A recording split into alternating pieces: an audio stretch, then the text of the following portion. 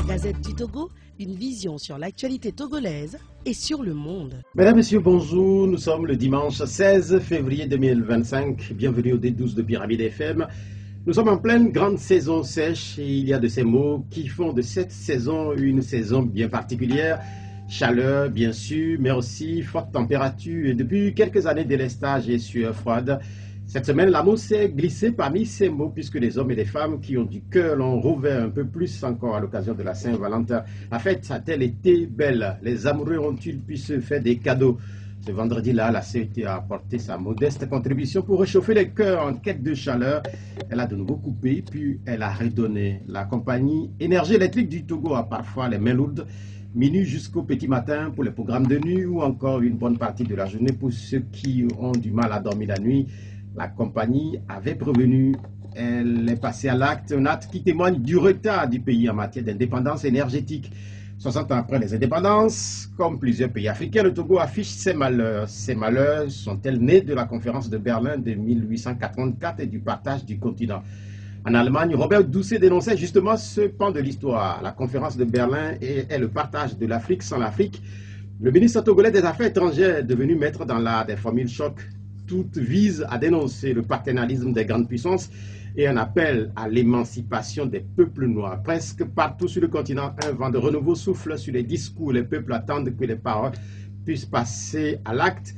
À l'occasion de la célébration cette semaine de la Journée mondiale de la radio, le média le plus populaire en Afrique, les Africains se sont encore demandé si le continent n'est pas juste malade de ses dirigeants. Au Togo, les dirigeants ont permis la libéralisation des ondes, plus d'une centaine de radios, mais quelle radio dans l'ensemble et quel soutien pour construire des médias véritablement forts et indépendants? En démocratie, la liberté et l'indépendance sont des valeurs cardinales. Ces valeurs vont probablement guider les premiers pas de la Togolaise Angela Akeriburu à la tête de la Société de radio et télévision du Bénin. Comment le Togo a-t-il pu laisser partir un tel talent? C'est la seule et même question qui est répétée depuis mercredi et les sages de ressortir cette sagesse. Nul n'est prophète dans son propre pays. En attendant que la prophétie d'une société de radio et télévision du Togo ne s'accomplisse, le pays vient d'élire des sénateurs. Pour la première fois, ces élections sénatoriales vont permettre à des hommes et à des femmes de donner corps à la seconde chambre du Parlement togolais. Ces élections qui ont provoqué des critiques d'une partie de l'opposition ont également réussi à créer de la division au sein de certaines formations politiques.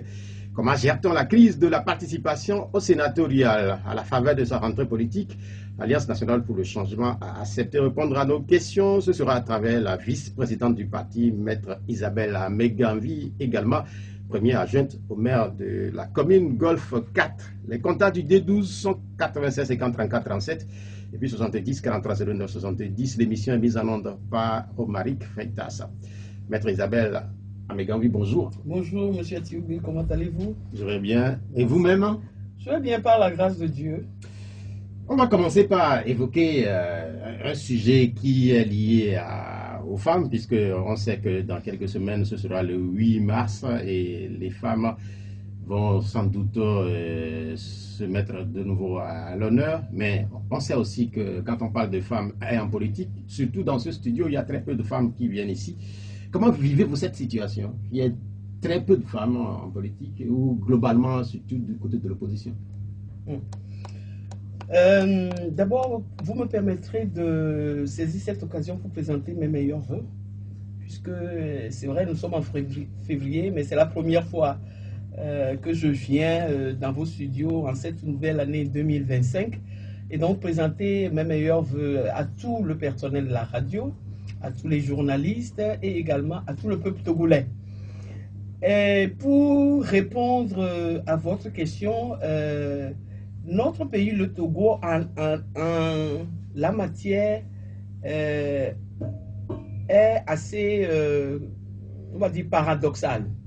Paradoxal parce que ce n'est pas qu'il n'y a pas beaucoup de femmes en politique. Moi, je trouve qu'il y a énormément de femmes en politique, mais les leaders, et je l'ai toujours dit, les leaders se retrouvent du côté du pouvoir, paradoxalement. Et dans l'opposition, très peu. Je ne sais pas si c'est pas la peur, je ne sais pas si c'est parce que c'est déconseillé par celles parmi ces femmes-là qui sont mariées par leur mari, qui ne veulent pas se mêler de la politique togolaise parce que, dit-on, il y a trop de risques à assumer, à prendre lorsque on embrasse la politique au Togo. Les femmes sont engagées, en tout cas au niveau de l'opposition. Peut-être on ne les voit pas parce que c'est de bonnes femmes au niveau de l'opposition qui ont accepté de se sacrifier, de lutter pour le meilleur devenir de leurs enfants, de leurs maris, de leurs frères, puisque c'est elles d'abord qui donnent la vie et c'est elles qui sont la plupart du temps au combat et qui supportent la misère et le mal-être dans le pays.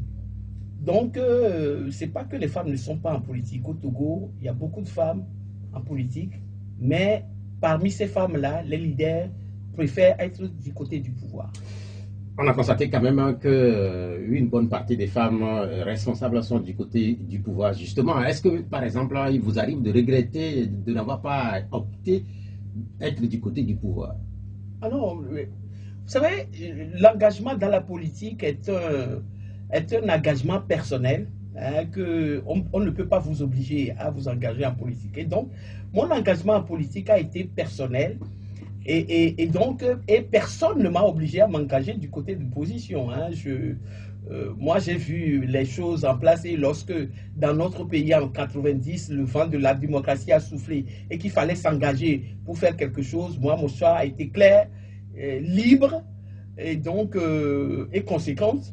Et donc, je me suis engagé aux côtés de l'opposition, justement, parce que j'avais choisi de lutter contre un régime et j'avais choisi de me battre pour plus de liberté dans le pays. Et donc, mon choix, il n'était pas compliqué, hein, il était très simple. Et voilà pourquoi moi... Bien que vous soyez de l'opposition, quand vous regardez un certain nombre de femmes gravir les échelons, notamment du côté du pouvoir, on a eu récemment une femme présidente de l'Assemblée nationale, on a une femme Premier ministre, et puis plusieurs femmes qui sont ministres. Est-ce qu'il vous arrive de dire bravo, quand même que c'est des femmes qui sont mises en avant dans votre pays? Non, moi je me pose la question de savoir si ces femmes sont mises en avant parce qu'elles le méritent, ou bien si elles sont mises en avant parce qu'elles militent et qu'elles prêtent main forte à un pouvoir. C'est la grande question que je me pose. Parce que vous savez, je suis une femme, mais j'ai toujours choqué certains quand je dis que moi je suis contre la parité et contre le quota. La parité et le quota, j'ai toujours été contre. Pourquoi? Parce que j'estime que prôner la parité, prôner le quota, c'est encore rendre les femmes plus vulnérables. Et comme moi, je me positionne au niveau de la compétence de chaque être humain, qu'il soit femme ou homme, je me dis que on vous mettra à la place, pas parce que vous êtes une femme, mais parce que vous méritez d'être à cette place-là. Vous avez la compétence pour ce faire. Donc, bon, une femme a été présidente de l'Assemblée nationale, Premier ministre, ministre et autres, dans le pouvoir, hein, dans la sphère politique togolaise, je n'en vis pas beaucoup. C'est un régime que je suis en train de combattre et c'est un régime dans lequel militent ces femmes-là. Et donc, je combats le régime tout autant que ceux qui l'incarnent. Donc, cela veut dire que celles qui l'incarnent. Cela veut dire tout simplement qu'il n'y a même pas de sujet qui touche uniquement les femmes, sur lesquels éventuellement des femmes du pouvoir et de l'opposition peuvent se retrouver. Des questions qui sont des questions de femmes, notamment par exemple leur autonomisation. Bon, l'autonomisation, ça dépend de comment on l'a fait, hein, comment on la vend. Vous savez, il s'agit, c'est pour ça que bon, les fêtes du 8 mars, hein, Journée internationale des droits de la femme, sont célébrées. Bon, j'y participe, hein, des fois lorsque les sujets qui sont évoqués, les débats qui sont faits m'intéressent, j'y participe, mais j'y participe avec beaucoup de réserve, parce que la plupart du temps, je me dis que ce n'est pas la manière dont elle est célébrée, que cette fête-là est célébrée, qui va permettre à ce que la situation des femmes soit rendue beaucoup plus propice, beaucoup plus avantageuse pour elles et autres. Je me dis que c'est beaucoup de saupoudrage, beaucoup de flonflon qui, en réalité, dans la réalité, ne sert pas à grand-chose. Le 8 mars, et c'est la dernière question sur les femmes, et on constate de plus en plus dans nos pays que c'est devenu une fête et il y a déjà des campagnes qui sont en train d'être réalisées et pour mettre en avant la femme le 8 mars. Il y a eu une confusion terrible autour de la célébration de cette fête. Quelle est votre position et quels conseils éventuellement donnez-vous aux femmes qui, le 8 mars, c'est pas van, en réalité, la plupart en tenue du 8 mars campagne à l'effigie des femmes. Vous savez, c'est les artifices dont je parle, le flonflon dont je parle, et le fait même de qualifier ces célébrations-là de fête pose déjà un problème. Parce que il s'agit, lorsque vous apprenez l'histoire de cette célébration-là, vous vous rendez compte que c'était une lutte de femmes pour réclamer des droits. Et donc, une lutte, moi je ne crois pas que ça se fête. En réalité, bon, c'est devenu une coutume dans les pays, par exemple de l'Afrique centrale. Bon, on en fait beaucoup plus qu'on en fait au Togo, mais n'empêche que l'épidémie aussi a gagné le Togo de telle manière que, bon, des femmes, bon, ça permet à des revendeuses de pailles de se faire un peu de sous le 8 mars, puisque ces pailles-là sont vendues et achetées. Acheté à tour de bras par des femmes, l'un dans l'autre. Il s'agit de replacer cette célébration-là dans son véritable contexte et d'expliquer aux femmes que, en réalité, ce n'est pas une fête en tant que telle, mais c'est la célébration et le rappel aux femmes que pour avoir leurs droits, pour revendiquer leurs droits, il faut lutter. Et certaines, les autres dévancées, ont lutté pour conquérir ces droits-là, mais la lutte n'est pas terminée, elle continue de plus belle, et qu'au lieu de passer le temps à boire, à manger, à s'habiller, à danser, à célébrer une fête, il vaut mieux, toute proportion gardée, comprendre que c'est une lutte qu'il faut mener pour que les femmes soient beaucoup plus indépendantes et que en réalité on ne soit pas obligé de parler de quotas et de parité pour ce qui concerne leur situation ou leur place dans la société, et que cette place-là dédiée aux femmes soit des places qui leur sont dédiées par le mérite qu'elles ont, par la compétence qu'elles acquièrent d'elles-mêmes pour pouvoir occuper ces places-là. Bien, merci, Madame Maître Isabelle Amegavi. Je rappelle que vous êtes vice-présidente de l'ANC et nous sommes au lendemain des premières élections sénatoriales au Togo. Je viens de lire que les résultats de ces élections, c'est la CENI qui informe que les résultats seront proclamés, les résultats provisoires bien sûr seront proclamés aujourd'hui à partir de 14. Je sais que votre parti n'est pas candidat aux élections sénatoriales qui viennent d'avoir lieu ce samedi. Que dites-vous ce dimanche au lendemain de ces élections où on attend les résultats officiels?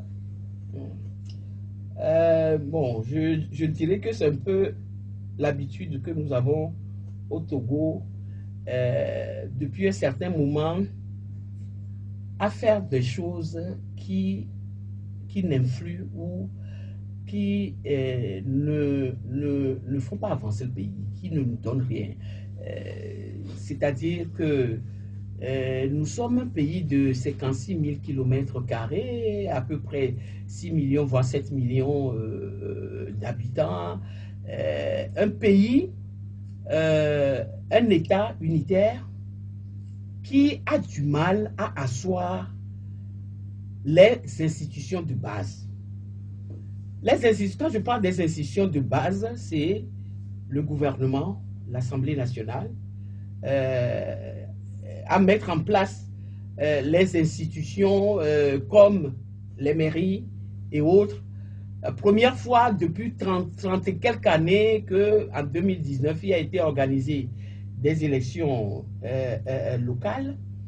Et ne voilà pas que dans un pays comme cela, qui a beaucoup de problèmes économiques, beaucoup de problèmes sociaux, beaucoup de problèmes culturels, des problèmes dans tous les domaines, ne voilà pas que on décide un jour de mettre en place un Sénat qui, à notre avis, ne servira à rien du tout, puisque les institutions de base dont j'ai parlé tout à l'heure ne sont pas ancrées, ne sont pas des institutions républicaines comme c'est dans d'autres pays que nous connaissons et qui font la pratique de la démocratie.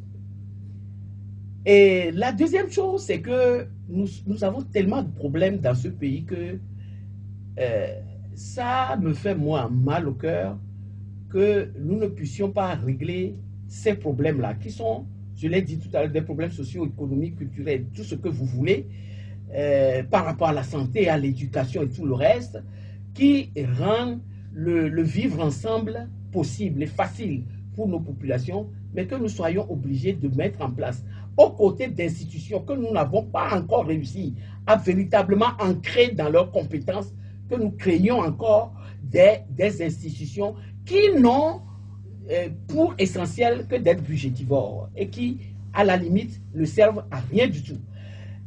L'Assemblée nationale que nous avons aujourd'hui est là. Moi, je ne pense pas que ça soit une Assemblée nationale qui joue son plein rôle. Parce que si cette Assemblée-là jouait son propre rôle et son plein rôle qui lui était dévolu par la Constitution de notre pays, je ne crois pas que cette Assemblée-là aurait pu faire ce qu'elle avait fait en mettant notamment en place, en remaniant complètement la Constitution de la République, en violation des textes qu'elle s'est donnés elle-même de la Constitution de notre pays, puisque ces textes-là sont passés par l'Assemblée nationale pour être révisés.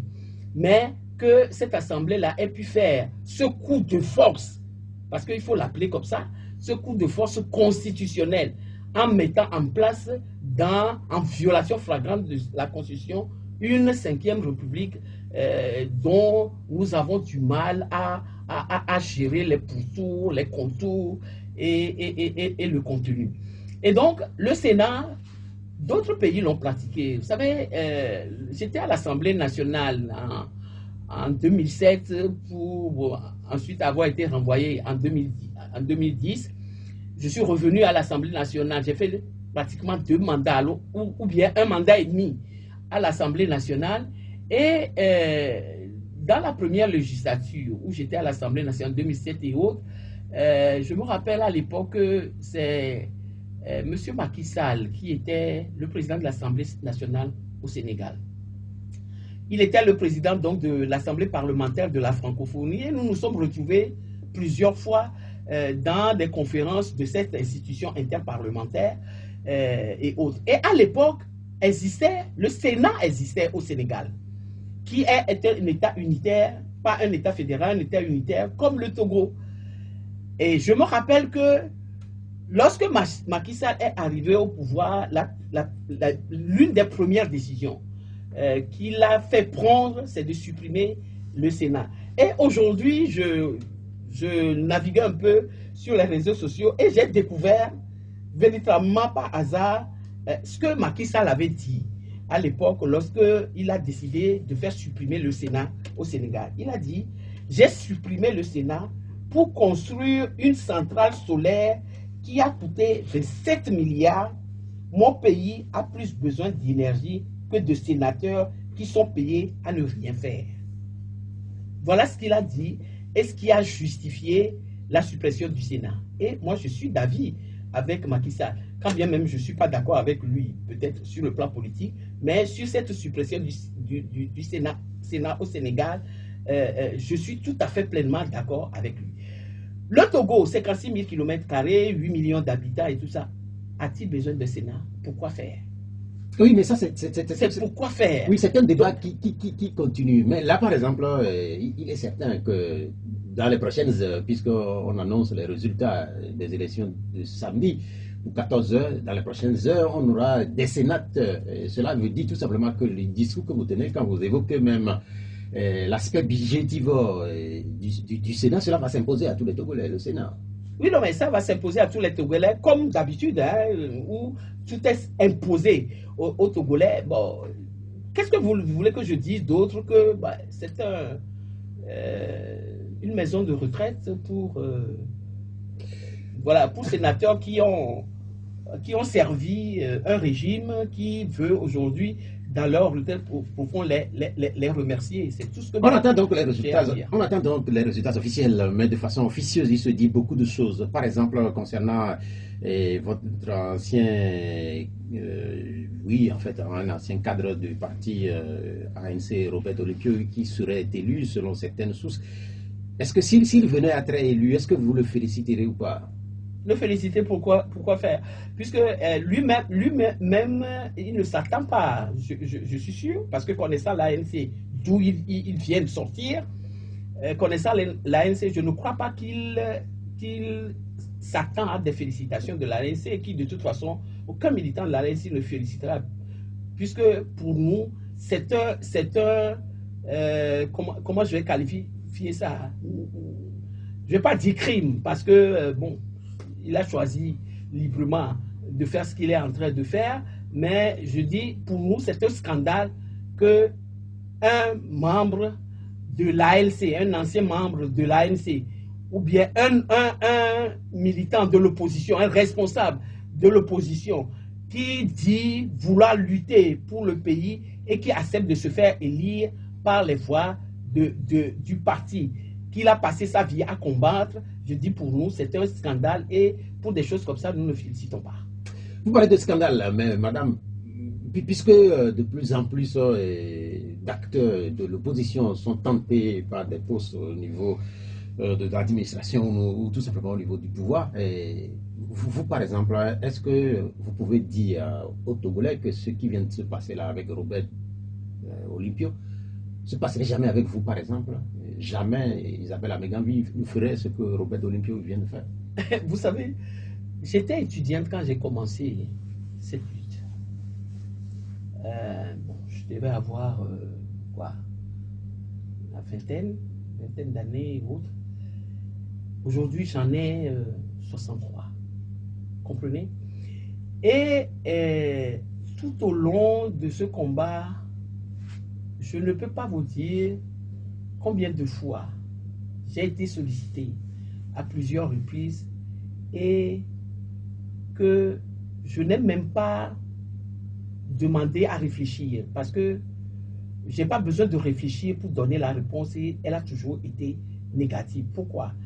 Parce que, vous savez, lorsque vous rentrez en politique par conviction, vous êtes différent de ceux qui rentrent en politique par nécessité ou qui rentrent en politique parce qu'ils attendent quelque chose de la politique.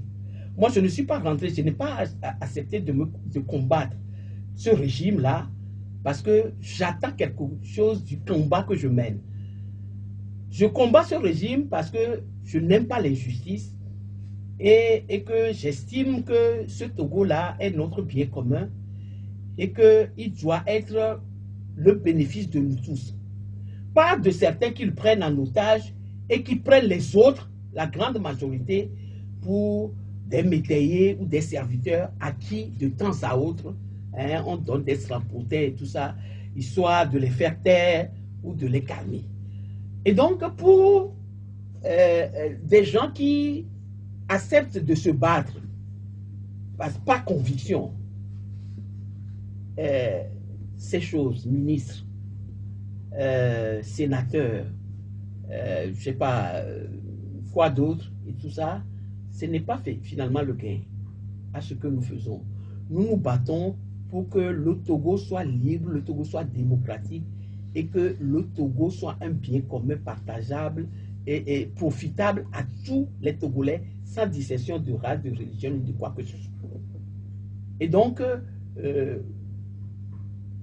je ne peux pas vous dire, puis je ne boirai jamais de votre eau, mais je peux vous garantir que n'ayant pas adhéré à cette lutte-là, par retour de l'ascenseur, je n'attends aucun retour de l'ascenseur, je peux vous affirmer que moi, ces choses-là ne me... Mais au-delà de votre cas personnel, est-ce que vous êtes quand même un peu inquiet pour l'ensemble de l'opposition, puisque de plus en plus d'acteurs sont tentés? Vous savez, ça ne date pas d'aujourd'hui. Hein. Ça ne date pas d'aujourd'hui. Vous savez, on était nous tous à l'UFC. Tout le monde a vu ce qui s'est passé. M. Chikris Olympio, qui était notre mentor à l'époque, fils de Sylvanus Olympio, le combattant, le créateur de la nation togolaise et autres, le fils de ce grand homme togolais qui était l'opposant radical. On l'a affubé de tous les noms et autres et tout ça. Eh bien, tout le monde a vu le revirement en 2010. À notre corps défendant, nous étions là et nous avons vu ce qui s'est passé. Donc, je peux parler pour moi. Je peux parler pour peut-être certains d'entre nous avec qui nous avons commencé ce combat ensemble, mais je ne peux pas parler pour tout le monde. Il y a eu Gilles Olympio, il y a eu beaucoup d'autres personnes aussi. Récemment, il y a eu M. Robert Olympio, dont vous parlez, qui dit qu'il faut changer de paradigme. Il faut changer de paradigme, c'est aller collaborer, ne plus être de l'opposition, comme on l'avait dit. Et comme nous tous, nous sommes mis ensemble en créant l'ANC sur la ligne que nous lui avons donné de combattre un régime, qu'aujourd'hui, bon, il trouve que après avoir marché 4 années sans succès et autres, ben, il faut changer de paradigme. Et changer de paradigme, c'est d'aller s'associer au régime en place et tout le reste pour que le régime puisse vous faire élire sénateur avec les voix de ces grands électeurs et tout ça. Vous savez, chacun décide de son choix et doit l'assumer. Et j'espère que M. Robert Olympio décidera à assumer. Pour le moment, je ne le vois pas assumer son choix, mais j'espère que, comme il est élu sénateur et tout ça, et c'est ça le changement de son paradigme, j'espère qu'il assumera ce choix-là. Maintenant, il en prendra l'entière responsabilité. Mais je ne dis pas non plus que c'est fini avec Robert Olympio. Nous sommes des hommes avec nos qualités et nos défauts, mais peut-être dans la SC, il y en a encore qui seront tentés, bon, parce que la lutte a tout duré, les gens sont fatigués et autres. Est-ce que c'est leur droit d'être fatigués et tout ça? Moi, j'aurais dit, si c'était leur droit d'être fatigués, ils auraient dû ne même pas commencer cette lutte-là, parce que personne, en choisissant de commencer cette lutte, personne ne nous a dit qu'elle finira dans 2 ans, 3 ans, 4 ans, 5 ans, 25 ans ou 30 ans. Et donc, nous avons décidé de combattre. Et comme l'ANC, notre homologue de l'Afrique du Sud, avec à sa tête Nelson Mandela, nous nous sommes lancés dans la lutte jusqu'à ce qu'elle aboutisse. C'est ça, moi, ma conviction. Et c'est ça, moi, mon échéance dans ce combat. Mon échéance dans ce combat, ce n'est pas 20 ans, ce n'est pas 30 ans. C'est jusqu'au bout, aller jusqu'au bout et atteindre l'objectif que nous nous sommes fixés au début, lorsque nous nous sommes mis ensemble pour créer l'ANC et décider de nous battre pour plus de liberté. Vous parlez d'une lutte qui dure, justement, ça fait plus de 30 ans que le Togo est entré en processus démocratique avec les difficultés qu'on connaît. Au niveau de votre parti politique, vous avez donné un certain nombre de consignes, notamment pour ceux qui sont engagés dans l'organisation des élections sénatoriales, à prendre le distance. Je ne sais pas si vous avez des échos du respect ou non de cette directive. Non, mais de toute façon, nos membres ont respecté la directive, sauf que ce que nous avons constaté, c'est que malgré cette directive-là, la CENI a positionné encore des membres de l'ANC sur la liste. Et lorsque nous nous sommes renseignés vis-à-vis de ces membres-là, dont nous avons trouvé les noms sur les listes qui ont été publiées, il y a beaucoup d'entre eux qui ne savaient même pas c'est nous qui les avons informés de ce qu'ils ont été inscrits sur ces listes-là comme représentants des CELI ou, bon, je ne sais pas moi, dans les bureaux de vote et tout le reste. Ce qui nous a obligés à envoyer une lettre à la CENI pour attirer son attention sur le fait que nous ne sommes ni de loin ni de près liés à ce processus électoral-là et que le parti dit, puisque c'est le parti qui envoie ses représentants, ce n'est pas les représentants qui se cooptent eux-mêmes.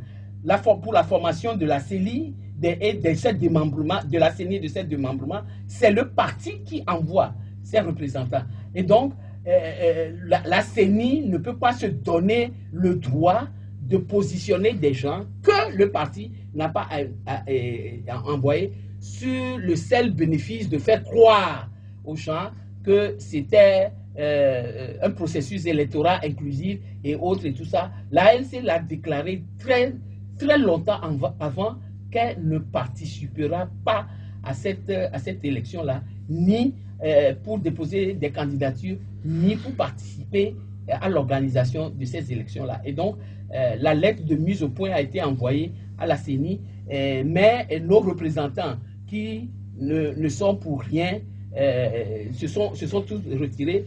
Bon, aujourd'hui, si la CENI a maintenu encore l'ANC ou des gens au titre de l'ANC là-dedans, ça ne peut être que des gens que la CENI a peut-être trouvé au sein du parti uni pour pouvoir jouer le rôle de ceux qui ne sont pas de l'ANC.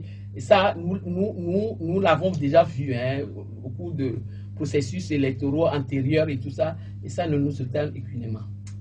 Est-ce qu'on peut dire aujourd'hui que d'autres vont être prochainement exclus si éventuellement ils adoptent les mêmes attitudes que ceux qui n'ont pas respecté les directives de votre parti politique, notamment au niveau de la CENI, de ces démembrements, ou éventuellement ceux qui globalement ne respecteraient pas. Vous savez, moi je suis toujours étonné lorsque les gens parlent de l'exclusion de membres de l'ANC comme si c'était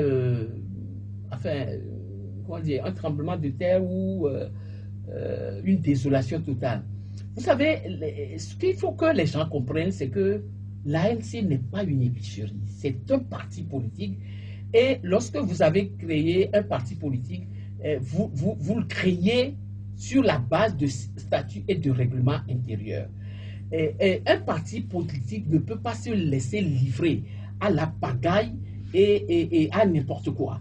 Et donc, lorsque des gens ne veulent pas respecter les consignes du parti, et vous savez, à l'ANC, les décisions se prennent démocratiquement. Vous savez, nous avons les différentes instances, le comité politique, le bureau national et tout ça, le congrès et les institutions donc, qui gèrent le parti entre deux congrès et autres. Lorsque les problèmes arrivent, nous les débattons au niveau de ces institutions-là avant de prendre les décisions ensemble. Les premiers responsables du parti, au cours de ces discussions-là, sont des fois mis en minorité. Et lorsqu'ils sont mis en minorité, c'est la majorité qui l'emporte. Et c'est comme ça que se prennent les directives et les lignes politiques du parti.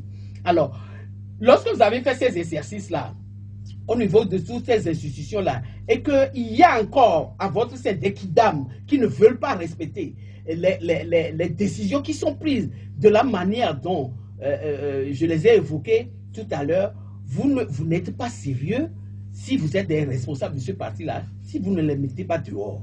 Parce que c'est livrer le parti à l'anarchie et autres. Et donc, pour répondre à votre question, s'il y a encore des gens qui passent outre, qui ont passé outre les consignes du parti et qui se sont volontairement impliqués là-dedans, de toute façon, dès demain, lundi, nous avons bureau national et nos instances à l'intérieur du pays sont chargés, les bureaux fédéraux sont chargés de toutes les vérifications. Et s'il nous est rapporté la preuve de ce que, malgré les consignes du parti, des gens sont désolidarisés, ils seront exclus. Pas conformément à la volonté du président national, ni de Isabelle Amégan, vice-présidente, ni de qui que ce soit, mais c'est conformément au règlement intérieur du parti et au statut du parti. et bien évidemment, ils sont là. Nous-mêmes, nous avons l'habitude de chanter un chant patriotique, Milawelo, Milawea. Mille Fétian, Milawe, Mille Tontian, Milawe. Si nous sommes deux, nous le ferons. Nous sommes trois, nous le ferons. Mais nous le ferons dans la ligne du parti tel que nous l'avons tracé nous-mêmes et dans l'ordre, la discipline et le respect. Voilà ce que nous disons. À l'ANC, nous ne tolérerons pas l'indiscipline, la pagaille et l'anarchie. La situation que vous décrivez là et que vous vivez au niveau de l'ANC, la même situation ou presque se retrouve au niveau des FDR, de Maître Dodi à Pévon. Quand on exclut par exemple, ou quand par exemple certains militants, on est obligé de les exclure, est-ce que dans le même temps, vous en recrutez d'autres? Bien sûr. La dernière fois, vous savez, nous avons fait notre entrée politique le samedi. En nous retrouvant pour la première fois au cours de cette année 2025 avec nos fédérations, les responsables de nos fédérations. Si vous avez vu, parce que le samedi, avant le samedi, la semaine, au cours de la semaine, nous avions eu des discussions sur les plateformes politiques qu'il y a sur l'exclusion et tout ça, où bon, les gens se glosaient bon, en disant ah oui, non, mais l'ANC se vide de ses membres, elle l'expulse, et ce n'est pas fini, et ça va se vider, l'ANC sera complètement enterrée, quand bien même l'enterrement de l'ANC, on en parle, ça fait plus de 10 ans. Mais bon, je ne sais pas si on l'enterre, elle ressuscite, comment ça se fait, et tout ça. Mais bon, nous sommes toujours là à être enterrés toutes les semaines, et tout ça, mais bon, l'enterrement continue toujours, elle ne finit jamais. Mais quand moi je me suis présenté, après tout ça, quand je me suis présenté le samedi dernier au siège du parti, mais on n'est pas à notre coup d'essai pour ce qui concerne ces genres de rencontres des samedis quand on a repris les activités, mais je crois que c'est la rencontre qui a eu le plus d'affluence depuis qu'on a commencé à organiser ces rencontres-là du samedi. Et donc je me suis dit, il y a beaucoup de gens qui ont été expulsés avant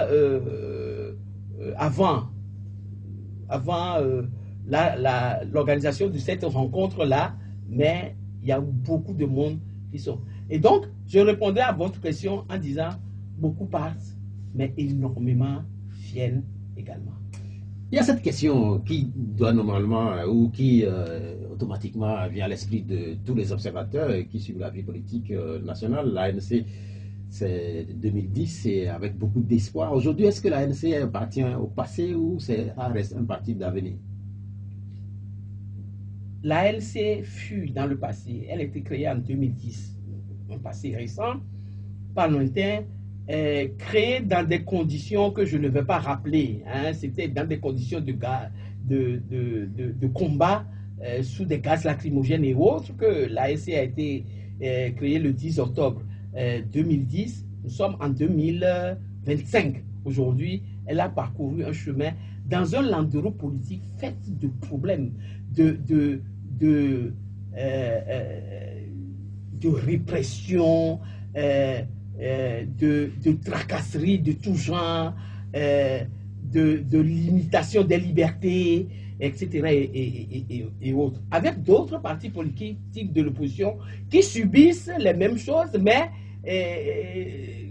l'ANC en subit beaucoup plus puisqu'elle veut être au devant de la lutte, elle prend des risques, elle organise des choses, etc. et tout ça, et autres. Et donc, l'ANC, dans le passé, créée, l'ANC est dans le présent. Nous y sommes, nous faisons nos choix, nous avons assisté à des élections, nous avons décidé de boycotter l'Assemblée nationale parce que nous ne sommes pas d'accord avec la manière dont les choses se passent dans notre pays. Nous dénonçons une 5e république cavalièrement instaurée, imposée aux Togolais en violation de la constitution de notre pays, pas une Assemblée nationale aux ordres, et nous continuons le combat. En cours de route, des militants, des camarades ont décidé d'aller voir ailleurs parce que, probablement, ils sont fatigués par autant d'années de lutte et autres, je l'ai dit tout à l'heure et tout ça, bon vent à eux, nous continuons. C'est pour cela que nous disons que nous sommes dans l'avenir. Et donc, pour répondre à votre question, l'ANC fut dans le passé. Il a fallu qu'elle soit créée à un moment donné pour répondre à un problème, apporter comme solution à un problème qui s'est créé. Elle a poursuivi le combat, elle a participé à des regroupements avec d'autres partis et politiques, le FRAC, le CST, la C14 et tout le reste. Elle poursuit son combat, elle poursuit sa politique, elle poursuit le combat pour lequel elle a été créée par des Togolaises et des Togolais qui ont choisi à un moment donné de se mettre ensemble pour unir leurs forces et apporter leur contribution à l'édification de l'état de droit dans notre pays. Donc je dirais que l'ANC, c'est vrai qu'il y a eu beaucoup de tempêtes, de remous, ça continue à y aller, mais ce n'est pas, à la limite, ça renforce la conviction. Et c'est maintenant que nous nous rendons compte de ceux qui font ce combat-là par conviction et ceux qui y sont arrivés par opportunisme et autres. Et donc, moi, tout ce qui arrive à l'ANC aujourd'hui, nous ne le prenons pas comme un malheur qui nous tombe dessus, hein. Nous le prenons comme une prophétie, comme une volonté de Dieu de faire en sorte de tamiser la farine pour séparer les bons grains de l'ivraie. C'est comme ça que moi je vais résumer.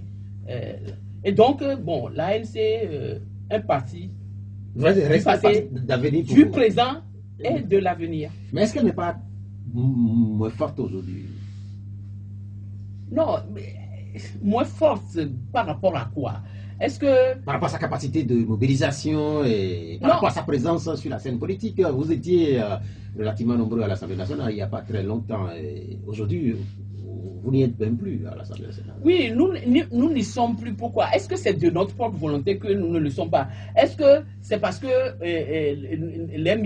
nos militants militent moins que nous ne le sommes pas? Est-ce que c'est parce que le peuple togolais ne veut plus de la démocratie, ne veut plus de liberté, ne veut plus le bien-être que nous ne le sommes pas? Non, je crois que nous ne le sommes pas à cause d'un régime qui impose sa manière de voir les choses et qui trie aujourd'hui.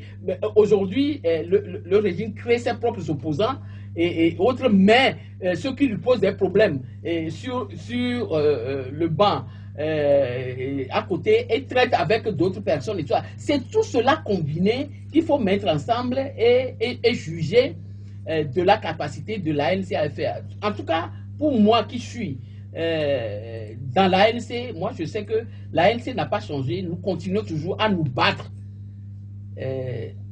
dans une atmosphère très compliquée où on a tout fait au cours des ans pour limiter la liberté, notre liberté de manifester, notre liberté de nous organiser et d'exercer nos activités politiques comme nous le faisions dans le temps au moment où l'ANC a été créée. Au moment où l'ANC a été créée, vous vous rappelez, nous avions lutté, nous avons eu la loi Bojona. Entre-temps, sur les manifestations, nous avons organisé des manifestations pendant 5 ans. Est-ce qu'aujourd'hui, à l'heure où nous sommes, avec cette loi-là qui a été tripatouillée et autres, nous avons la possibilité encore de manifester comme nous l'avions fait il y a de cela 5 ans, il y a de cela 10 ans? Est-ce qu'il y a possibilité de pouvoir faire cette manifestation-là comme nous le faisions dans le temps et tout ça? C'est peut-être ça aussi qui donne l'image d'une ANC qui n'a plus d'envergure aujourd'hui parce que bon, on a créé des tests exprès pour nous empêcher d'accomplir comme il le faut nos activités. Est-ce que quelque part les marches vous manquent? Bon, est-ce que les marches nous manquent? Ben, je vais dire oui, parce que si le fait de les interdire, de limiter leur organisation nous pose problème. Parce que, vous savez, les partis politiques ont la possibilité d'exercer leurs activités de plusieurs manières. Les marches, ils font partie, les conférences de presse, etc., et tout ça, les tournées et autres, et tout ça se font. Mais lorsque le pouvoir restreint ces libertés-là, et oui, ça nous pose problème, et les marches nous manquent. Si vous estimez que le fait que nous n'arrivions plus à les faire comme nous le faisons avant résulte du fait que la loi qui l'organise a été entre-temps transformée en une loi liberticide qui ne nous permet pas. Il y a aussi que nous n'avons pas les moyens qu'il faut, puisque vous savez, organiser un parti politique, faire les activités politiques et tout ça regarde aussi les finances du parti. Bon, si nous n'avons pas, et le parti au pouvoir fait en sorte de nous asphyxier financièrement et autres, ben, il n'y a que si nous n'avons pas les moyens, par exemple, de faire une tournée. Vous savez, je suis venu dans vos studios ici et je vous avais dit que faire une tournée, nous en avons fait plusieurs dans le temps, faire une tournée dans la région des plateaux pendant 10 jours nous coûte la bagatelle de 12 à 15 millions de francs, par exemple. Ça c'est aussi ce que les Togolais qui dénoncent le fait que l'ANC ne soit plus aussi virulente qu'elle était au début ne voient pas aussi. C'est que faire une tournée, ça nous coûte 12 à 15 millions. Bon, aujourd'hui, dans l'état dans lequel nous sommes financièrement, est-ce que nous pouvons faire 5 tournées annuelles? Pas seulement dans la région des plateaux, il faut faire les 5 régions du Togo. Parce que ces tournées-là, nous ne les faisons pas seulement, je donne la région des plateaux parce que c'est ma région, c'est là où j'exerce beaucoup, donc je connais le montant que ça coûte en tête, mais ça coûte plus lorsque nous allons faire une tournée dans la région des Savanes, ça coûte plus lorsque nous allons faire une tournée dans la région. Il y a ça aussi. Et donc, c'est les facteurs, plusieurs facteurs mis ensemble qui font que l'ANC n'est plus aussi, comment on va dire, plus présente, plus virulente, plus expressive qu'elle ne le fut au moment où elle a été créée en 2010 et tout ça, parce que les circonstances, l'atmosphère et tout le reste ne sont plus les mêmes. Si vous imputez une partie de vos difficultés au parti au pouvoir, c'est-à-dire, est-ce que vous ne craignez pas d'être définitivement éteinte si le pouvoir ne continue pas à vous asphyxier?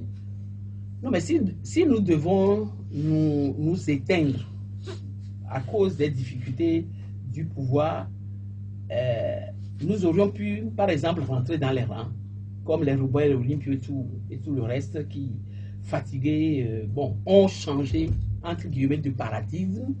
Nous aurions pu le faire. Ou bien, nous aurions pu déposer le tablier et tout ça et aller nous occuper d'élever nos poussins et faire nos activités de tous les jours. Mais nous ne le faisons pas. Ça veut dire quoi? Ça veut dire que malgré les difficultés, nous continuons et nous comptons continuer. Jusqu'à, je vous l'ai dit tout à l'heure, que lorsque nous nous sommes mis ensemble pour créer l'ANC, nous avons des objectifs à atteindre. Dans nos statuts et tout ça, ces objectifs-là sont bien déclinés. Et nous sommes partis du fait que lorsque nous n'aurions pas atteint ces objectifs-là, nous ne cesserons pas. Et donc, le parti au pouvoir use de son pouvoir d'avoir entre ses mains seules les rênes de ce pays, nous fait des misères et autres, mais la lutte aussi, elle consiste à résister à ces misères-là que le parti au pouvoir nous fait, et nous y sommes, et c'est ce que nous sommes en train de faire, à notre compte défendant jusqu'au jour d'aujourd'hui. Ça durera le temps que ça durera, mais nous continuerons. Bien, merci Isabelle Mégan-Villon, comme c'est de tradition. Je rappelle nos contacts, 96 50 34 37 et puis 70 43 09 70. Un premier auditeur en ligne. Allô, bonjour. Oui, on vous appelle comment? Oui, allô? Oui, on vous appelle comment? Oui, Pelé, parlez un peu plus fort, Pelé, s'il vous plaît. Allô, Pelé? Oui? Non, Pelé, vous savez ce qu'on va faire? Est-ce qu'on peut augmenter un peu? pour Pelé. Pelé, allez-y. Oui, salut madame. Oui, je vous salue. Bonjour, monsieur. Pour le courage, je pense qu'il faut aussi préciser tout le temps que nous sommes dans une dictature. Avec une dictature de 60 ans, ce n'est pas facile pour être opposant au Togo. Félicitations pour ça. Dans un parti politique, je pense qu'il y a une limite qu'il faut respecter. Tous les militants qui ne vont pas respecter les limites, il y a la difficulté du parti. Quand quelqu'un est dans un parti, il faut respecter les lignes. Point barre. Maintenant, la question importante pour moi, c'est de savoir, est-ce que, à la CENI, dont vous avez demandé à M. Jean-Jacques Teko de quitter, est-ce que vous avez passé la procédure idéale, je ne sais pas s'il y a d'autres, qui est, avant d'aller à la CENI, de tomber à la CENI, vous avez passé à l'Assemblée, de l'Assemblée à la Cour constitutionnelle, de la Cour constitutionnelle à la CENI, et à la CENI, et à la CENI. Est-ce que les procédures ont été faites? Ou est-ce qu'il n'a pas été fait? Il y a d'autres procédures qui ont été faites et que le régime va être de respecter. Merci. Bien, merci Pelé pour la question portant sur la présence de Jean-Jacques Teko à la CENI. Oui, non, mais c'est simple hein, de répondre à cette question-là. Le mandat de la CENI actuelle, voilà pourquoi tout ce processus-là ne nous intéresse aucunement, est arrivé à son terme depuis. Et donc, en principe, un courrier devait être envoyé aux partis politiques pour qu'ils présentent leurs membres ou confirment leurs membres, les membres qui les représentent à la CENI.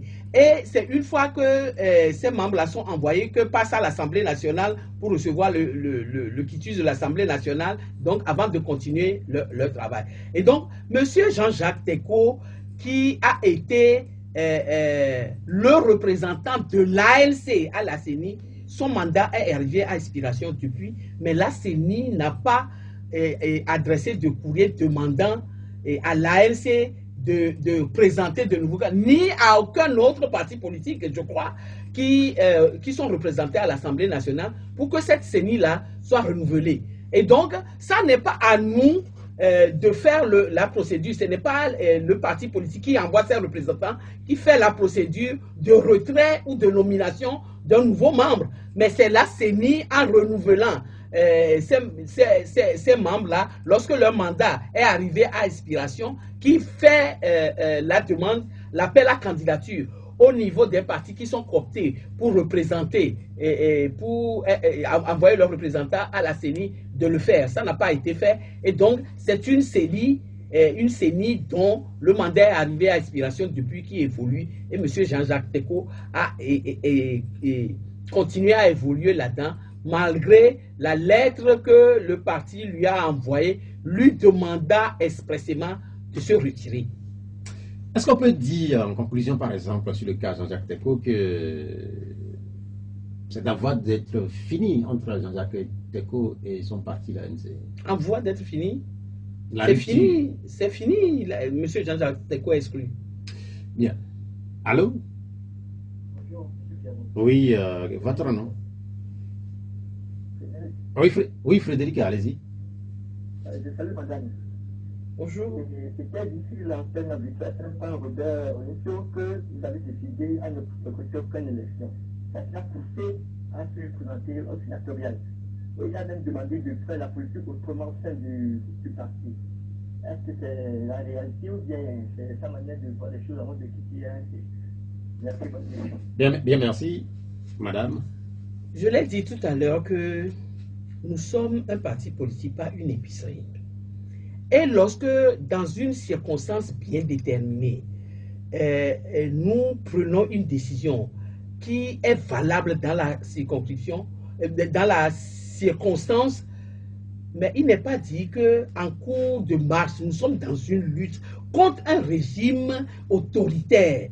M. Pelé l'a dit tout à l'heure que nous sommes dans une dictature. Et qu'en cours de route, lorsque les circonstances évoluent et autres là, rien ne nous impose de ne pas évoluer, rien ne nous impose de rester dans le statu quo et autres. Si à un moment donné, nous avons dit, parce que nous avons boycotté dès les élections, et nous nous sommes rendus compte après que ça nous a posé des problèmes, et nous avons dit que nous ne boycotterons plus. Dans une autre circonstance, s'il s'avère que nous pouvons boycotter parce que tel et tout ça, parce que les résultats qui circulent aujourd'hui sur les réseaux sociaux en ce qui concerne ces sénatoriales-là continuent à nous donner raison par rapport au choix que nous avons fait de boycotter l'Assemblée nationale après les législatives de la dernière fois. Et donc, si nous avons décidé cette fois-ci de boycotter, ben, je ne vois pas où il est écrit qu'un parti politique qui prend une décision ne peut pas changer. D'ailleurs, M. Robert Olympio lui-même, il dit qu'il faut changer de paradigme. Ça veut dire qu'il trouve que nous avions une position avant qui n'est plus confortable pour lui et qu'il faut changer cette... Donc, voilà ce que moi je peux dire en ce qui concerne ce que M. Robert Olympio dit. C'est ceux qui ont dit qu'on ne boycottera plus les élections. C'est ces mêmes personnes qui disent aujourd'hui qu'il faut les boycotter compte tenu des circonstances que nous avons bien expliquées dans les instants, auprès des instances du parti. Donc, le comité politique, on en a débattu, le bureau national, on en a débattu, on en a parlé dans les fédérations et autres, et pour arriver à la conclusion qu'il faut aller sur cette ligne-là, qui peut-être est contraire de la ligne que nous avions définie il y a en 2018 ou en 2017, je ne sais plus, qui n'est plus la même, qui ne se retrouve pas dans les mêmes circonstances que ce qui s'est passé en 2017 lorsque nous avions décidé de prendre cette décision-là.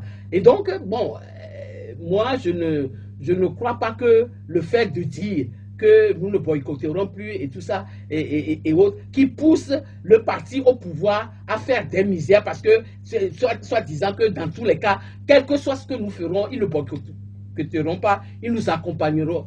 Nous allons distribuer à toutes les positions dans son ensemble 5 sièges parce qu'il paraît que pour les sénatoriales aussi, c'est encore 5 sièges comme à l'Assemblée nationale qu'on aurait distribué un à un avec, bon, je ne sais pas moi, un parti qui aurait eu 2 et puis les autres 1. C'est ce que j'apprends et autres là. Comme pour l'Assemblée nationale, bon, le chiffre 5 est devenu tabou pour ce qui concerne l'opposition maintenant. Et donc, bon, voilà ce que moi... On a compris, madame, mais la question que tout le monde se pose, les observateurs de la scène politique, c'est, vous dites, vous boycottez l'Assemblée nationale, vous boycottez le Sénat, les prochaines élections vont concerner les mairies, il va y avoir des élections communales. Est-ce que vous les boycotterez aussi ou vous déciderez en ce moment-là de l'attitude à adopter? Je ne vois pas le rapport, comme l'a dit quelqu'un. Je ne vois pas le rapport. Pourquoi? Parce que, vous savez, les régionales, les sénatoriales et autres, qu'on est en train d'organiser aujourd'hui, sont des élections qui sont organisées, des artifices pour asseoir la nébuleuse appelée 5e République. Que nous combattons. Et la constitution, la nouvelle constitution que on a imposée aux Togolais, aux forceps, que nous combattons et autres. Et c'est surtout cela que nous disons que nous ne serons pas complices de l'assise ou de l'ancrage de cette 5e République-là qui, pour nous, reste et demeure une nébuleuse. Et la mairie, les locales sont organisées par la loi sur la décentralisation de 2019. Et c'est sur cette base-là que nous sommes allés au local en 2019. Le mandat des élus locaux arrive à expiration cette année, 2025, et lorsque il arrivera le moment de renouveler les instances-là, le peuple togolais saura au moment opportun si l'ANC va y aller ou ne va pas y aller. Seulement, ce que je veux dire, c'est que, j'ai dit tout à l'heure, je ne vois pas le rapport, c'est que je ne veux pas qu'on mélange les élections locales ensemble avec les sénatoriales et les régionales, tel qu'on l'a fait dans les conditions qu'on l'a fait tout à l'heure. Allô? Oui, bonjour. Bonjour. Oui, vous êtes à l'antenne, quel est votre nom? David. Oui, on vous écoute. En Italie, ils avaient la David Maître et ils avaient la médaille. Bonjour.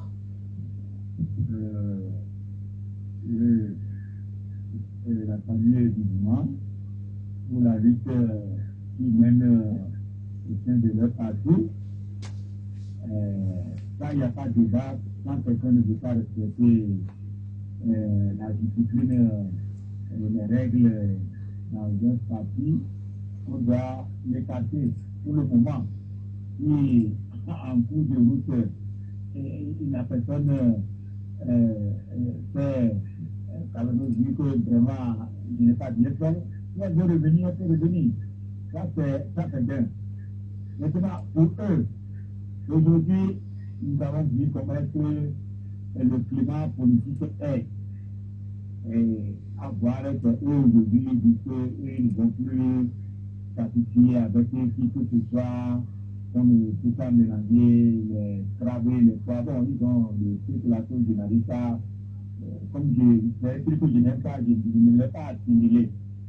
Est-ce qu'ils pensent que la lutte là, comme ils le disent, qu'ils ne vont plus faire cela. Il y a 14 ans, ils sont là. Disons, on est en 15e année, ils sont là. Est-ce que ce qu'ils ont décidé comme ligne politique, est-ce que ça donne quelque chose de Togolais ou pas? Moi, je ne dis pas qu'ils ont tort. Ça, moi, je sais, quelqu'un qui a tort, c'est le pouvoir. Est-ce que nous, on doit faire quelque chose pour donner l'impression qu'on est en train de leur donner aval? Voilà, c'est ce que je vais lui poser comme question. Merci. Bien, merci. J'allais reposer une question en disant, est-ce que le monsieur ne croit pas que nous avons suffisamment, nous avons au niveau de l'ADC énormément fait pour ce qui concerne, il est en train de parler de l'union là, que nous n'allons plus, nous avons dit que nous n'allons plus collaborer avec d'autres partis, nous allons aller seuls, etc. Et tout ça. Tout à l'heure, en arrivant, je regardais un peu, je naviguais sur les réseaux sociaux, comme je l'ai dit tout à l'heure, et bon, les gens ont commencé à nous donner les tendances justement des sénatoriales. Et là-dedans, j'ai vu, par exemple, un parti comme le Togo Autrement. J'ai vu Adi, qui apparemment aurait eu un sénateur, ainsi de suite.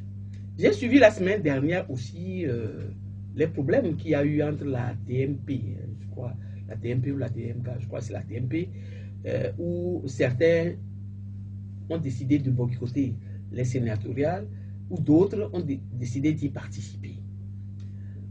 Alors, je me suis, la semaine dernière, j'ai souri un peu, et j'ai dit, tu es avec nous à l'ANC,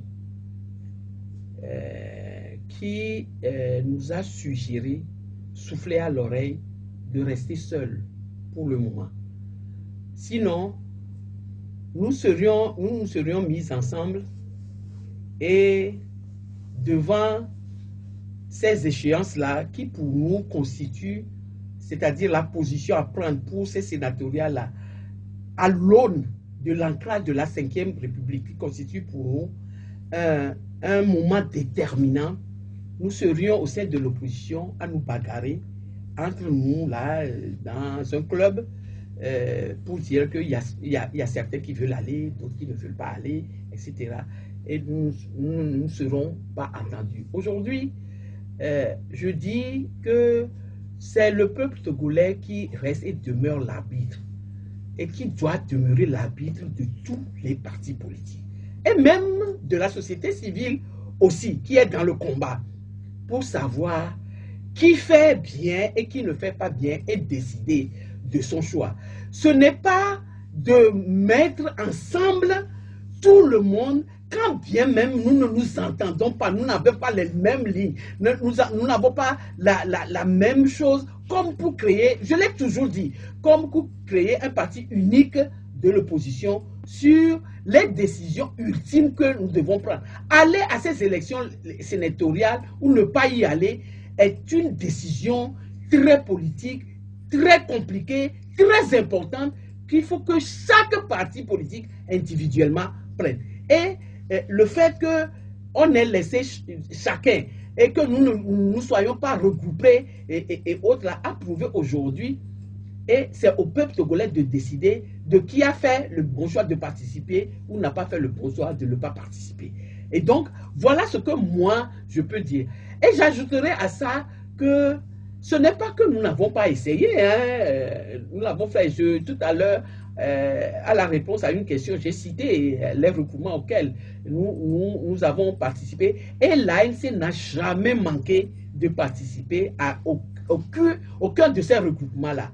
Du FRAC, en passant par le CST, la C14 et tout. Nous y étions et nous avons vu ce qui s'est passé là-bas. Et c'est à l'aune de ce que nous avons vu, ce que nous avons subi, dont l'apothéose a été couronnée en 2020, que nous avons aujourd'hui décidé de regarder et de voir. Ça ne veut pas dire que nous ne sommes pas en contact avec beaucoup de partis politiques de l'opposition. Vous avez vu la dernière fois, le 13 janvier dernier, vous avez vu que c'est ensemble avec certains partis politiques et des regroupements de la société civile que nous avons célébré la mémoire du père de l'indépendance de la nation togolaise, qu'est Sylvanus Olympio. Nous avons participé ensemble à la messe commémorative, nous avons participé ensemble au pèlerinage qui a été fait sur sa tombe. Et ce n'est pas que ça que nous faisons. Et donc, il arrivera le moment opportun où, s'il est nécessaire que nous arrivions là, que nous y arrivions. Bien, mais ce n'est pas au forceps. Parce que c'est un parti politique. On a compris, madame. Voilà. On a compris, mais revenons sur cette histoire, tout ce débat qu'il y a eu autour de la désignation du père de l'indépendant, du père de la nation togolaise. Il y a eu beaucoup de débats. Est-ce que c'est important ce débat? Ah oui, non, mais c'est important. C'est-à-dire que, vous savez, dans ce pays, il ne faut pas dire. C'est comme la fois où j'étais venu ici, on dit la commune du Coffre 4 a fait comment on avait appelé ça, on a dénommé des rues. Ouais. Adressage. Adressage, voilà, on a fait l'adressage des rues et les gens se grousaient en disant mais est-ce que c'est ça qui est le plus important et tout ça. Je vous avais expliqué à l'époque que ce n'est pas tout ce qu'il faut manger, tout ça là qui est important. L'homme ne vit pas seulement de pain et d'eau, mais de la vérité, de l'histoire également. Et donc, ce débat autour du père de l'indépendant, du père de la nation, est un débat très déterminant pour l'histoire véridique de notre pays. Et donc, moi je dis, au moment où ce débat-là se faisait, il était important qu'on le fasse aussi, parce que notre pays souffre de mensonges, souffre de torsion du coup de l'histoire, et qu'on transforme, à qui on donne des directions qui ne sont pas les vraies directions, que cette histoire-là, on a subi ça sous le parti unique. Eh bien, on ne peut pas rester indifférent lorsque ces genres de débats décisifs pour l'histoire de notre pays se font là. On ne peut pas rester. Et donc, je dis, c'est même très important par rapport à la période que nous sommes en train de transformer, surtout pour les générations, les jeunes qui n'ont pas vécu la période des indépendances et autres, qui sachent d'où nous venons. Et comme ça, ils seront à bon point où nous devons aller pour que ce pays-là aille bien.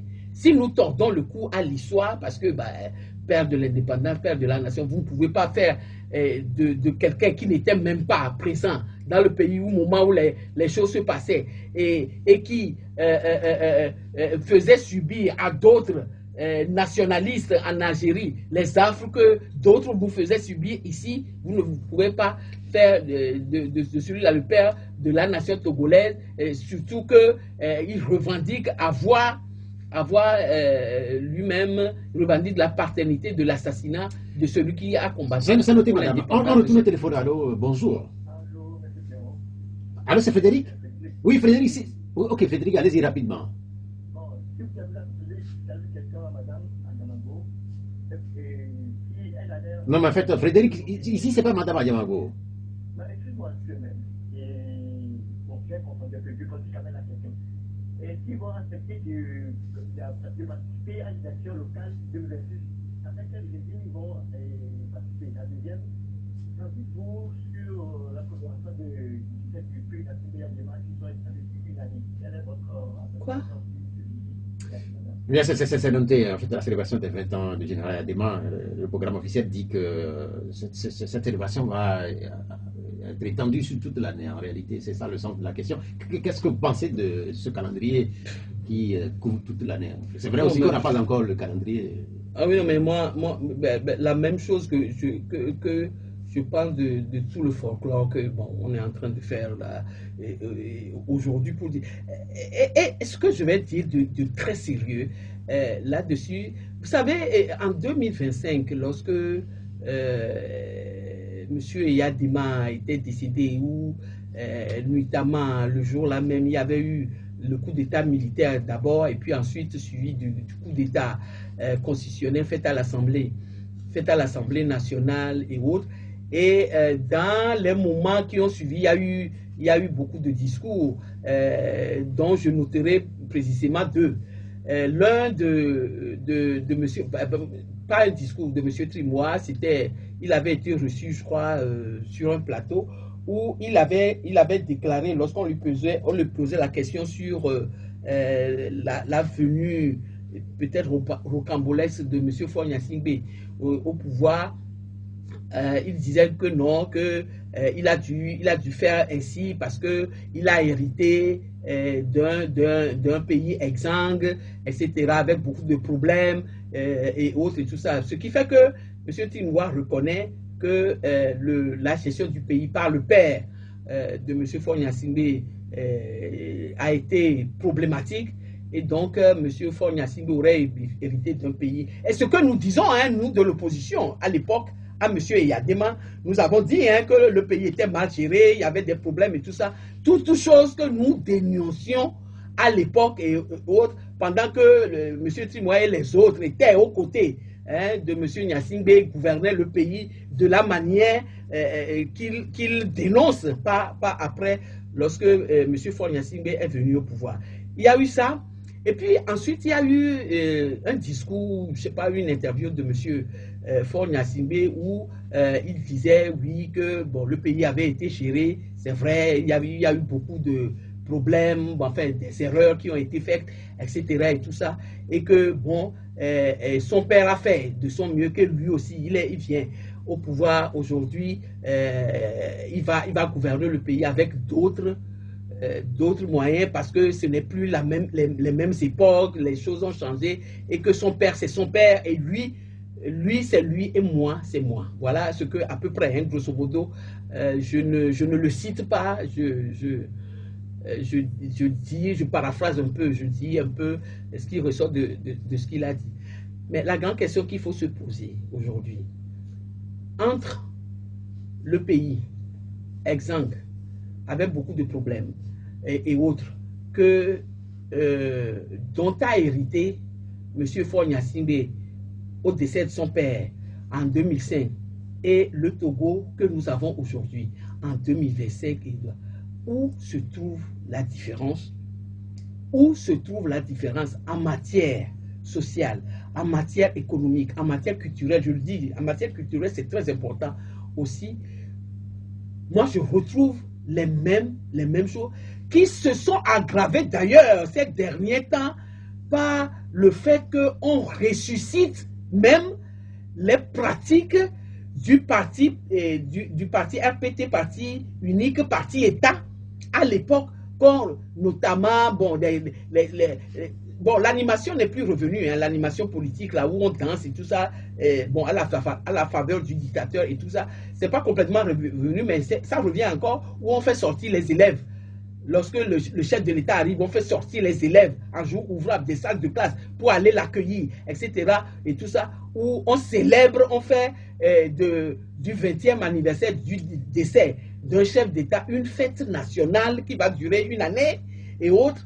Quelle est la différence, hein, entre ce pouvoir qu'on avait qualifié, hein, de problématique qui a laissé des problèmes par rapport à ce qu'on voulait renouveler en faisant ce coup, en justifiant le coup d'État là qui s'est passé. En gros, vous n'êtes pas d'accord.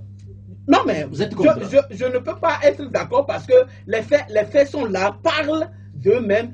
Moi, je veux qu'on me montre quelle est la différence entre ce qui se faisait avant et ce qui se fait aujourd'hui. C'est noté, madame. Nous allons revenir sur une parenthèse que vous avez ouverte entre-temps et je pense qu'il faudrait revenir un peu sur cette parenthèse quand vous évoquiez tantôt J-Chris Olympio à l'Union des forces de changement et les années 2010. Nous avons reçu ici récemment un acteur politique qui évoquait des contacts secrets entre une délégation de l'Union des forces de changement et une délégation du RPT. Il parle du 5-5, que des rencontres ont eu lieu à Lomé pour que le pouvoir et l'opposition d'une certaine manière puissent s'entendre. Est-ce que par exemple ces contacts, est-ce qu'ils ont eu lieu effectivement?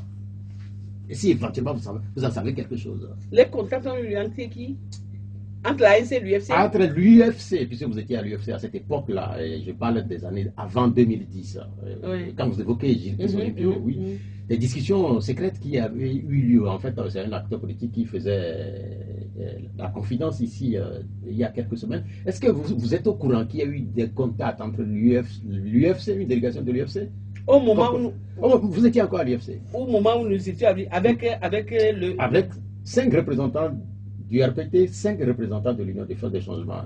Pas si oui, mais au moment où nous étions à l'UFC, il y a eu beaucoup de rencontres, hein, avec le parti au pouvoir. Il y en a eu sous l'égide de Saint-Egidio, il y en a eu ici à Lomé, au niveau de l'UFC, UFC CAR et CDR à l'époque. Il y en a eu avec l'UFC et le parti au pouvoir. Il y a eu plein de rencontres, mais ce que moi je relève, c'est que ces rencontres n'ont jamais abouti à quelque chose de vraiment palpable, sauf celle que M. J-Chris Olympio a menée seul en France avec le parti au pouvoir, qui a généré l'accord qu'il a signé unilatéralement avec le RPT, et qui a amené les problèmes au sein de l'UFC et qui nous a poussé, nous, à être rejetés donc de l'UFC, à créer l'ANC. Donc, bon, il y a eu beaucoup de rencontres, hein, énormément de rencontres. Bon. Qu'est-ce qui s'est discuté? Notamment entre les délégations du pouvoir RPT et l'Union des forces de changement. Je ne sais pas si vous faisiez partie de la délégation de l'UFC à cette époque, puisque l'acteur en question n'a pas voulu donner le nom de ceux qui représentaient l'UFC à cette époque-là. Ben, j'en ai participé probablement à certains, parce que, vous savez, lorsqu'on forme les délégations, moi je ne peux pas me rappeler, il y en avait tellement, je ne vais pas me rappeler de la rencontre dont on parle précisément, dont parlait votre interlocuteur précisément, mais j'en ai participé à certains, j'en ai pas participé à d'autres et autres. Et donc, ce qui se disait là-bas, et ces rencontres-là, est-ce que c'était secret? Moi, je ne le crois pas. C'est des rencontres qui se faisaient sur la base de la loi qu'on a votée là, sur le statut de l'opposition, qui permet à ce que le parti au pouvoir, vous avez M. Jean-Pierre Fall, quand on a créé l'ANC, a rencontré M. Faure Gnassingbé à deux ou trois reprises. Il lui a écrit à plusieurs reprises pour demander à le rencontrer, pour discuter des problèmes du pays et tout ça. Je ne crois pas que, contrairement à ce que se mijote dans la tête des gens qui disent ça, c'est que, bon, lorsque vous faites ce genre de rencontres, c'est pour aller chercher des valises, c'est pour aller se partager 30 millions et autres et tout ça, bon, des assertions complètement ridicules, dont certains Togolais sont friands. Je crois que c'est ça qui se retrouve dans la tête des gens lorsqu'ils parlent de ces rencontres-là. Sinon, ben, c'est des rencontres sérieuses qui a eu lieu entre le parti au pouvoir et autres, mais desquelles nous avons tiré la conclusion qu'il n'y a rien à attendre de ce régime-là qui, lorsqu'il fait des promesses, il ne les tient pas.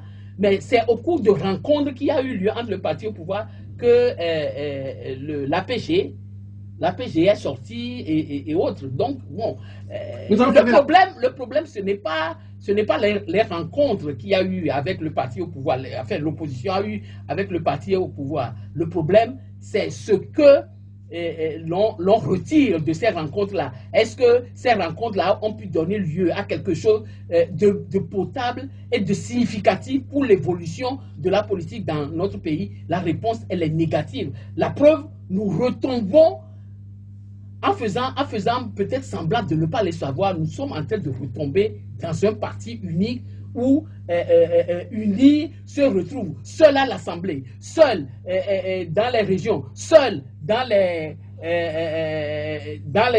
Sénat, hein, dans le nouveau Sénat et autres, seul au gouvernement, seul à exercer le pouvoir exécutif, seul à exercer le pouvoir législatif et probablement seul à exercer le pouvoir judiciaire également. C'est de cela qu'il s'agit. Et donc, ce n'est pas de dire est-ce que vous avez rencontré, etc. Tout ça. Oui, l'opposition a rencontré le parti au pouvoir dans plusieurs dialogues, des fois même sous l'égide des chefs d'État du Ghana, de la Guinée, etc. Madame, on va fermer la parenthèse. On va fermer la parenthèse. Rien n'est sorti. Pour revenir dans le présent, puisque il est certain qu'au moment où nous faisons cette émission, certains Togolais n'ont pas la capacité de nous écouter parce que soit ils n'ont pas la possibilité d'avoir du courant chez eux, ils n'ont pas d'autres alternatives. Depuis quelque temps, le délestage est revenu en force à Lomé, madame. Quelle lecture faites-vous de ce nouveau délestage? Comme tous les Togolais, c'est une véritable catastrophe parce que vous l'avez dit tout à l'heure, moi, j'ai passé une nuit blanche aujourd'hui. Il n'y avait pas le courant, il fait excessivement chaud. Nous sommes au mois de février. Et tout le monde sait que les mois de février, mars, là, c'est véritablement la canicule et autres. C'est pour ça que j'ai adoré votre éditorial tout à l'heure. Lorsque vous avez considéré 60 ans de règne, on va l'appeler ainsi, de règne, d'un même clan,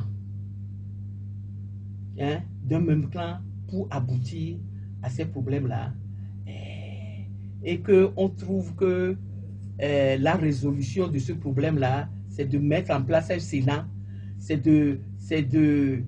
d'organiser des élections inutiles, budgétivores et autres, plutôt que de régler les problèmes qui se posent aux Togolais. Nous disons c'est dommage. Il faut que les Togolais comprennent que toutes ces choses-là sont faites pour détourner leur attention de l'essentiel, de ce qui les concerne.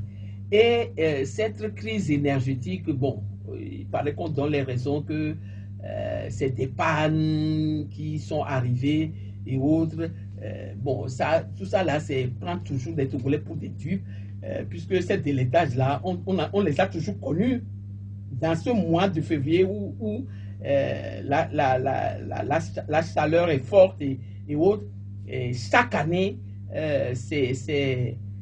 ça arrive, et que pendant plus de 60 ans, qu'on ne puisse pas trouver une solution pérenne à ce problème, c'est la faillite de l'État. Et puis, ce n'est pas seulement une situation purement togolaise, puisqu'on sait très bien qu'au-delà du Togo, plusieurs pays africains vivent la même situation. Quand j'évoquais les 60 ans après les indépendances, c'est quand même curieux que sur ce continent, on n'a pas eu le génie d'avoir suffisamment d'électricité pour une grande majorité d'Africains. C'est curieux. Vous parlez de faillite du Togo, mais ce n'est pas que le Togo. C'est plusieurs pays africains. Oui, plusieurs pays africains. Bon, les pays africains m'intéressent, mais c'est le Togo qui m'intéresse le plus.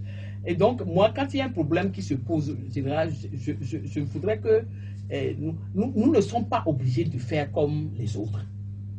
Je crois que nous avons le génie, hein, le génie togolais qui peut nous pousser à faire mieux que les autres et à poser des jalons que les autres pourraient venir copier chez nous. Ce n'est pas seulement de faire le premier coup d'état sanglant de l'histoire et tout ça, tuant un assassinat Sylvanus Olympio. Ce n'est pas le fait de faire le changement politique à la suite du décès d'un président de la République en remplaçant le père par le fils, etc. Ce n'est pas ces leçons-là que les autres doivent copier chez nous parce que ce n'est pas de bonnes leçons. Moi, ce que je souhaite, c'est que, par exemple, le Togo trouve une solution définitive, pérenne à la crise énergétique au Togo et que le Ghana puisse venir copier le génie togolais en la matière, que le Bénin puisse venir copier le génie en la matière, que le Burkina Faso, qui est un pays qui n'a pas vu sur la mer, mais qui cultive du haricot vert, des tomates et des cerises que le Burkina exporte au Togo, puisse venir et nous copier notre génie aussi. Pas que nous, les Togolais, nous copions toujours le génie des autres et tout ça, qui ont moins de chance et moins de potentialité que nous. C'est en cela que moi je dis que la crise énergétique, moi, elle m'intéresse, son règlement à la togolaise m'intéresse 60 ans après, avant que je ne puisse parler d'une crise africaine, etc. et autres. Nous avons suffisamment de génie au Togo pour pouvoir régler ce problème-là à 60 ans. Si on veut se maintenir, le même temps veut se maintenir au pouvoir pendant 60 ans, sans possibilité d'alternance possible, il doit avoir le courage d'assumer ses responsabilités qui consistent à dire que 60 ans de règne, c'est notoirement suffisant pour régler. Vous savez, madame, ce qui m'a intéressé dans votre réponse que vous êtes en train de finir là, c'est votre propre expérience. Quand vous avez dit que cette nuit, vous avez une nuit blanche. Ouais. La question qu'on peut se poser, c'est quand cette chose arrive au bois vert, qu'en sera-t-il pour les bois secs? Parce qu'on peut estimer que vous, en tant qu'avocat, premier adjoint au maire de Golfe 4 et puis vice-président de l'ANC, et si vous en souffrez autant, les pauvres Togolais qui n'ont pas le même statut que vous, comment vivent-ils cette situation? Oui, mais je suis quand bien même avocat, maire, tout ça, ce que vous voulez, je suis togolaise. Hein. Je suis togolaise, je vis les mêmes choses. Quand on coupe le courant, on ne le laisse pas marcher, travailler, enfin, le courant marcher dans ma maison. À moi, hein, c'est la ligne de mon quartier, toute la ligne de mon quartier qui a été coupée, je crois, aux alentours de 17 h et qui a été remis à minuit pour être coupé une heure ou 2 heures de temps après, et jusqu'à ce petit matin, à Niconacoué. Et donc, jusqu'au petit matin, avec cette chaleur et tout ça, je vous dis en passant, moi, je n'ai pas de groupe électrogène chez moi. Je ne supporte pas le bruit et tout le reste. Donc, vous avez la capacité d'en acheter quand même? Oui, mais je n'ai pas de groupe électrogène chez moi. Et donc, j'ai souffert de... C'est peut-être cela aussi qui vous amène à être plus proche de la population. Vous savez, quand vous ne souffrez pas les mêmes difficultés, vous ne partagez pas les mêmes difficultés avec la population, vous ne pouvez pas savoir. Ceux qui dirigent ce pays, je suis sûr qu'ils ont chez eux leur climatiseur, tout ça. Dès qu'on coupe, le groupe prend le relais et tout ça. Je ne suis pas sûr qu'ils se sont rendus compte même que le courant a été coupé toute cette nuit au Togo. Voilà pourquoi, voilà l'une des raisons peut-être pour lesquelles le problème de la crise énergétique n'est pas réglé comme il doit l'être par les Togolais, pour les Togolais. Madame, je voudrais vous remercier d'être venue, parce qu'on me fait signe que notre temps est bien fini. Je vous donne 5 secondes pour la conclusion. D'abord, vous remercier, vous féliciter pour le travail que vous faites. vous recommander beaucoup de courage et autres. Pour le peuple togolais, juste un mot. La lutte vient de commencer. Merci, Maître Isabelle Amegavi. Je rappelle que vous êtes vice-présidente de l'Alliance nationale pour le changement ANC. L'émission va être rediffusée tout à l'heure à partir de 19h. Merci merci à Romaric Fritas pour la mise en œuvre technique. Moi, je suis Pierrot Atiobé. Le prochain rendez-vous dès 12 et dimanche prochain à partir de midi. Au revoir. La Gazette du Togo, une vision sur l'actualité togolaise et sur le monde. Rejoignez-nous sur le www.lagazettedutogo.com ou sur nos comptes Facebook, Twitter et YouTube. Pour tout contact, écrivez à contact@lagazettedutogo.com ou appelez le 92 80 88 53. La Gazette du Togo, c'est l'information en continu.